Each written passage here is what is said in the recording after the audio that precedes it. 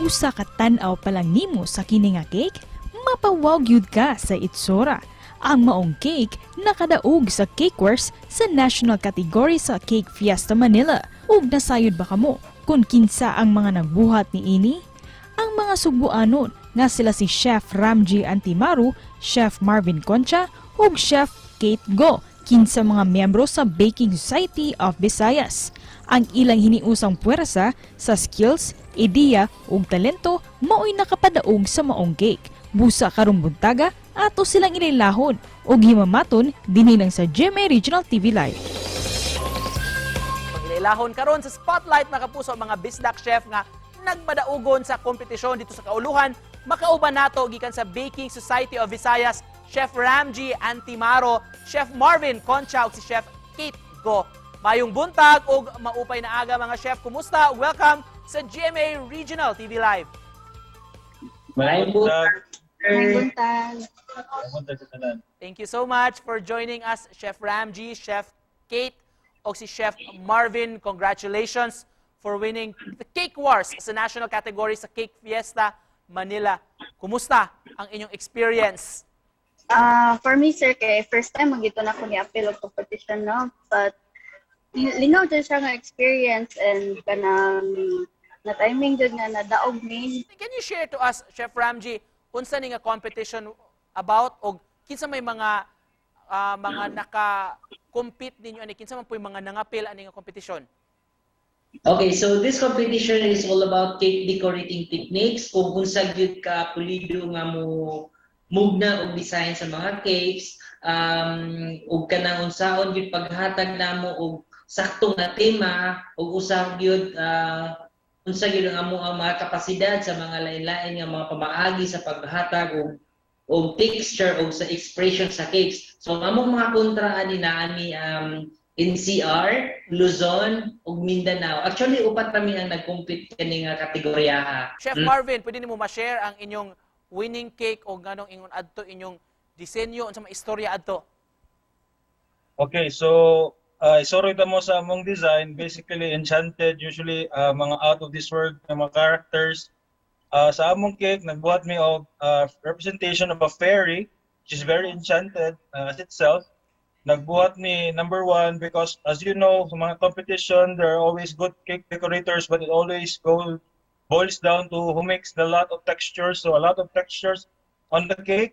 We've made a texture nga mo fit bitaw sa enchanted nga theme. Unsa may tan-aw ninyo, Chef Kate, nga unsay nakita sa mga judges sa inyong produkto nga kamo ang napilian?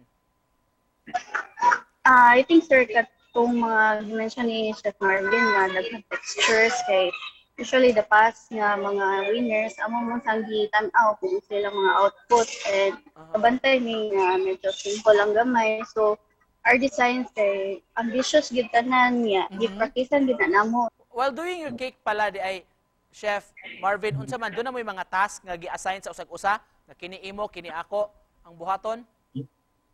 Yes, certainly. Among gibahin ang amo ang mga buhaton nun, basing on what we are good at. So basically, our fortes, we played at our fortes.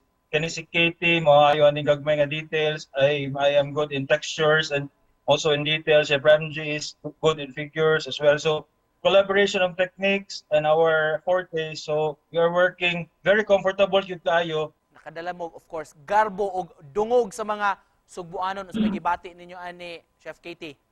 Lipay kini, sir, no, kay murag sa tibok nga competition sa kamera ang team na from Visayas. Kay usually it's Mindanao and Luzon. So murag maka-encourage siguro sa next year nga mo-join pa ang taga-lain nga Visayas region. Chef Ramji, unsa may umaabot pang mga competition nga plano ninyong apilan sunod? Sir, kitang mga Bisaya is very ambitious panggali kaayo ta. So we are planning to join international competition. Just to close this, may we ask for your message, hamubo nga mensahe alas sa atong mga viewers sa usa nga nagtan-aw, tagsa-tagsa lang mo. Let's start with, of course, ladies first. Chef Katie. First of all, sir, thank you mi sa among mga sponsors, Baking Society of Visayas, si Chef Rudy, Tala, Chef Celine, and to Global Pacific. Kaya kung wala sila, dili kami makadala dito sa Manila. So kung message for the people, sa atong mga viewers and all the bakers, wala imposible. Us, we have dreamed about competing, not just competing, not about winning, but we have won and successful ta sa ato ang pag-apil sa competition. So hopefully sa tanang mga bakers din na mga Bisaya, we have already created a noise in Manila, so we will continue to do that. We look forward to next year when we will build a better, a stronger team to get again the championship next year. Nga ako sang message sa mga Subuanon nga dili dapat ikauaw nga ato ang mga talento kay ang ato ang talento is naayoy something na sigaro gid nato sa internationally ug sa locally. Thank you so much for joining us this morning ug congratulations ninyong tulo. Chef Ramji, Chef Katie, o si Chef Marvin, Baking Society of Visayas. Mga kapuso, daghang salamat! Thank you so much. Thank you. Thank you.